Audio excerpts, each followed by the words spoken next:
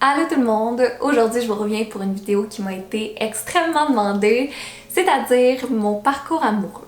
Je vous avoue que ça fait un bon petit bout que je m'obstine à pas la faire parce que je voyais pas trop l'intérêt, dans le sens que si vous me suivez depuis quelques années, vous êtes au courant de la majorité de ces histoires-là.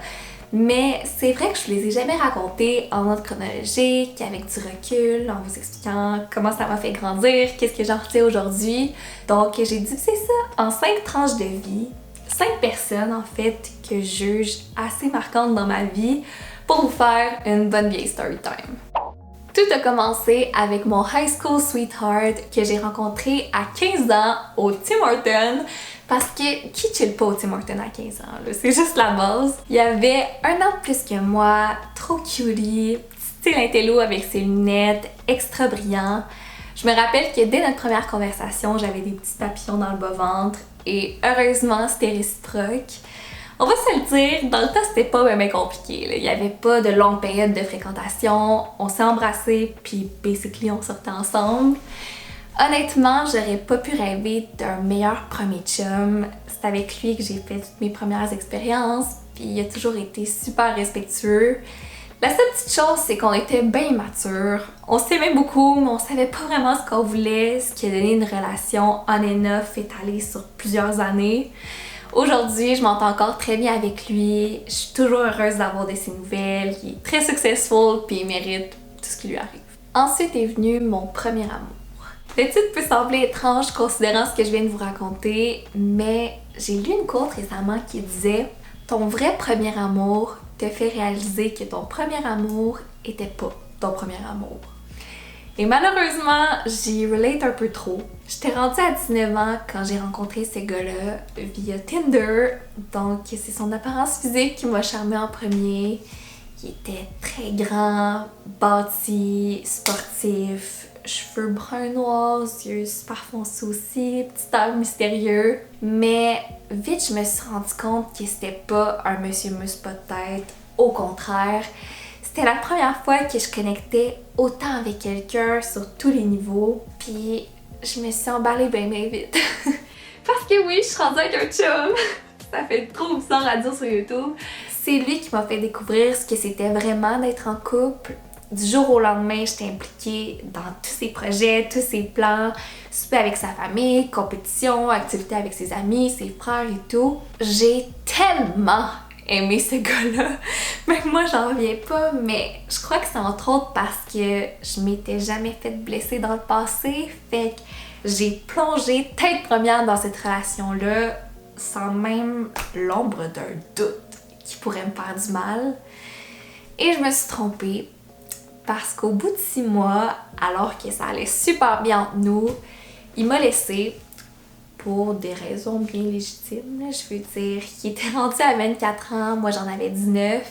C'est pas la plus grande des différences d'âge, mais j'avais absolument rien vécu à l'époque. Tandis que lui, il finissait son bac, il avait déjà été en appart, il sortait d'une relation de 4 ans. D'ailleurs, il m'a expliqué qu'il avait téléchargé Tinder pour se divertir un peu, trouver un rebound, puis il aurait jamais pensé que ça allait se développer comme ça avec moi. Il jugeait qu'on n'était pas à la même place dans la vie. J'ai très difficilement digéré cette nouvelle-là. J'ai pleuré pendant 3 jours straight, jusqu'à ce que je m'en remonte les manches que je me décide à le reconquérir. J'ai essayé de fixer tous les petits reproches qu'il pouvait me faire au quotidien, ce qui est un peu wack à la base. J'ai pris une pause de YouTube parce que c'était donc bien impertinent que je fasse ça, ça servait à rien. Je me suis concentrée sur mes études parce que j'étais pas assez sérieuse. J'ai passé mon examen de conduite parce que j'étais pas assez autonome. J'ai commencé à travailler dans un gym, à m'entraîner plusieurs fois par semaine parce que j'étais pas assez sportive. Et j'étais toujours là pour lui quand il avait besoin de moi. Donc, un beau jour, il m'appelle à 3h du matin, vient me chercher du bar. J'y vais, on retourne chez eux, il est complètement ivre. On couche ensemble et c'était la première fois qu'il me faisait ressentir qu'on n'était plus ensemble. Il n'y avait pas d'amour dans ce qu'il faisait, il me traitait comme un déchet. J'ai essayé de lui en faire part et sa réponse a été « Mais qu'est-ce que tu comprends pas? Je t'aime pas! » t'es pas une femme à marier, je me vois pas avec toi. Qu'est-ce que je ferais avec une fille comme toi? Du bon sexe, ça fait pendant un bout, mais là, il est temps que je pense à mon avenir, puis il y a aucune chance que t'en fasses partie, fait que tu peux y aller. J'étais déjà à terre, mais ça m'a détruite. Parce que je l'ai cru. Ma perception de moi-même a totalement changé à cause de ces paroles-là. C'est là que j'ai commencé à avoir plein de petites fréquentations insignifiantes parce que je valais rien de plus que ça. C'est tout ce que j'avais à offrir. Et j'étais aussi devenue emotionless. Là. Je ressentais plus rien. J'étais de glace avec tout le monde. Côté relation, ça allait pas en tout. Je vais toujours me rappeler, cet été-là, j'ai commencé à fréquenter un des entraîneurs de mon gym. On se voyait de temps en temps, on couchait ensemble, on se updatait sur nos vies. Rien de bien sérieux pour moi. Mais là, je lui parlais du processus d'audition d'Occupation Double parce que je m'étais inscrite entre autres parce que j'avais vraiment besoin de me changer les idées. Et là, il éclate en sanglots. Il me fait une déclaration d'amour en me suppliant de pas y aller. Et je me rappelle que ma première réaction dans ma tête, ça a été de me dire « Arc! Premièrement, tu me connais vraiment pas pour vouloir être avec moi. Puis deuxièmement, comment t'as pu penser que t'étais important pour moi? Je m'en calisse! » Fait que j'ai ramassé mes affaires, je lui ai dit que ce serait probablement mieux pour lui qu'on arrête de se voir, puis je suis partie. J'étais pas moi-même, j'étais méchante, aucune empathie. J'étais tellement brisée que j'avais pas l'énergie de ressentir quoi que ce soit de positif. Là, j'ai eu un chum qui, je sais pas trop quoi, là, il a duré... Sujet à ne pas aborder. Non. Genre, non, non. Il a fait partie de ta vie? Oui, justement, fait que c'est un sujet à ne Ok, pas tu le aborder. regrettes ou bien? Je sais même pas c'est quoi l'histoire, qu'est-ce que tu veux que j'en sache? Mais c'est ça, pas avoir de la peine. Hein? Quoi? Super. Mais c'est toi qui l'as laissé ou c'est lui qui t'a laissé? Mais non, c'est lui qui m'a laissé. Ah, ok, je savais pas. Donc, Occupation Double m'a certainement permis de me changer les idées, mais ça m'a pas aidé à reconstruire une estime de moi-même. À mes yeux, je valais pas grand-chose. Aux yeux du Québec, j'étais une bimbo de télé-réalité, fait que ça se balançait bien, tu sais. J'étais tout le temps rendue au bord, un peu déprimée, jusqu'à ce qu'Alexia me mette en contact avec un gars qu'on va surnommer mon wake-up call. Elle était comme, c'est totalement ton genre, grand footballeur, chantin aux yeux bleus, tu vas l'adorer. Et elle a pas eu tort. Dès la première fois que je l'ai vu, j'ai su que ça pourrait être différent avec lui. Il sentait bon, il avait une belle voix en plus. Je capotais. C'est limite si j'étais pas fâchée après Alexia de pas me l'avoir présenté plus tôt, mais tu sais, je me contiens. On a eu plusieurs dates, ça cliquait full, la chimie était toujours au rendez-vous.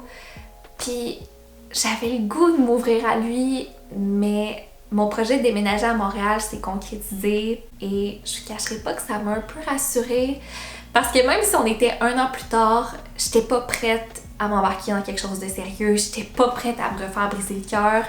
Je me suis dit qu'il serait probablement pas down d'être dans une relation à distance, fait que de me retirer avant que ça m'expose en pleine face, c'était probablement la meilleure des idées. Je lui ai annoncé ça, que je partais et qu'il était heureux pour moi, même s'il était très déçu parce qu'il croyait en notre potentiel amoureux. Il m'a annoncé qu'il préférait qu'on arrête de se voir immédiatement, ce qui m'a rendue très confuse parce que je déménageais seulement dans plusieurs mois. Je pensais qu'on pourrait continuer à passer du bon temps ensemble de façon très casual jusque-là, mais il m'a expliqué qu'il se voyait pas perdre son temps avec moi en sachant que la femme de sa vie était ailleurs, tu sais. Aujourd'hui, je comprends parfaitement son raisonnement. Jamais je pourrais me dédier à quelqu'un en sachant que cette relation-là a une date d'expiration. Mais dans le temps, j'étais pas là. Non seulement ça allait à l'encontre de ce que moi je voulais à court terme, mais maudit qui me rappelait mon ex en parlant d'avenir puis de femme de sa vie figurative qui était pas moi. Et ça m'a trigger. J'avais juste envie de me rebeller, de revenir à mes bonnes vieilles habitudes. Ce que j'ai fait, mais ma plus grande erreur, ça a été de garder contact avec lui. Ce qui n'était pas son idée à la base, mais c'était dur de se détacher, les sentiments étaient déjà développés, fait qu'on continuait à se voir finalement. Et un beau jour, il a pris conscience de mes petites aventures on the side. Il m'a appelé et m'a ramassée. Ramassée comme j'ai jamais été ramassée dans toute ma vie. Et ça a été mon wake-up call. Parce qu'il y a rien de ce qu'il m'a dit dont j'étais pas d'accord. Ce gars-là a vu quelque chose en moi que peu de gens ont vu, a cru en moi, en nous, puis moi j'ai juste prouvé qu'il avait tort de penser que j'étais une bonne fille pour lui, tu sais. J'ai réalisé que si je changeais pas mon mindset de A à Z, que je revenais pas à celle que j'étais avant, plein de perles comme ça pourraient m'échapper. En arrivant à Montréal à 21 ans, j'étais bien déterminée à m'accomplir personnellement, avant de m'amouracher de qui que ce soit. Mais la vie en a décidé autrement parce que je suis tombée sur le millionnaire. Je l'appelle comme ça, pas parce que c'est le même que je le perçois, au contraire, c'est juste parce que j'ai fait une story time sur notre histoire récemment. D'ailleurs, je vous conseille fortement d'aller la regarder parce qu'il m'en a fait voir de toutes les couleurs, c'est bien intéressant, mais je me répéterai pas ici. Mini résumé, c'était un homme d'affaires bien occupé de 30 ans. Ce qui est plutôt drôle parce que je vous expliquais que mon premier amour et moi, on avait une bonne différence d'âge, alors que là, c'est littéralement le double. Pourtant, c'était 1000 fois mieux parce qu'on assumait cet écart-là, on le niait pas. Lui, il était totalement confortable à l'idée de m'éduquer sur certains sujets, de me faire découvrir le monde, il aimait full ça.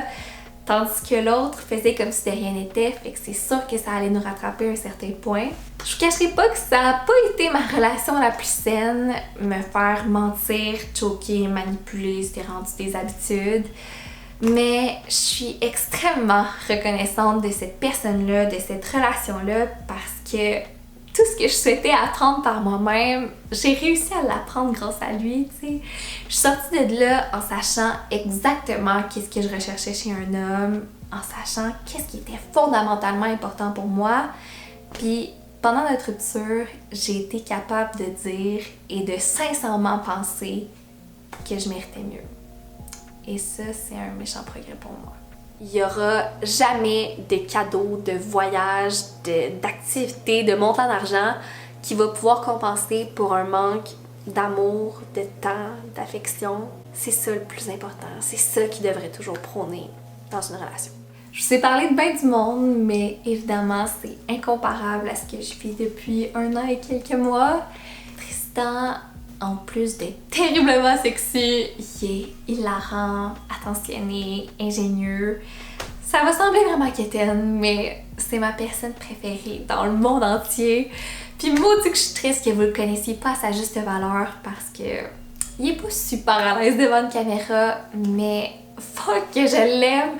Il a la personnalité la plus attachante que je connaisse, il est tout aussi extraverti que moi. Comme vous le savez probablement, on a été amis pendant un bon bout avant de commencer à se fréquenter. Puis je trouve que ça se reflète tellement dans notre quotidien. J'ai l'impression d'avoir mon meilleur ami puis mon amoureux près de moi en tout temps. Il a vraiment pulvérisé la vision que j'avais de l'amour parce que pendant trop longtemps, j'ai cru qu'avoir un chum, c'était d'essayer de plaire à quelqu'un du mieux que tu peux. Alors que c'est juste d'être 100% toi-même puis d'y plaire exactement de même. Si vous saviez à quel point ça me fait du bien de le voir me regarder comme si j'étais la plus belle fille qu'il avait jamais vue, alors que je suis démaquillée, les cheveux gras, bien fatiguée en disant plein de niaiseries, ça vaut tout l'or du monde pour moi. Mais of course, nous aussi on se chicane, on s'obstine probablement plus que vous le pensez, mais en même temps, il n'y a personne d'autre avec qui je m'imagine argumenter pour le restant de mes jours. Fait que ça pourrait être ça. C'est ce qui va compléter ma vidéo. J'espère que vous avez aimé. Si c'est le cas, n'hésitez pas à faire un thumbs up, à vous abonner à ma chaîne, à mes réseaux sociaux. Tout va être en barre d'infos et nous on se retrouve jeudi prochain pour une nouvelle vidéo. Bye!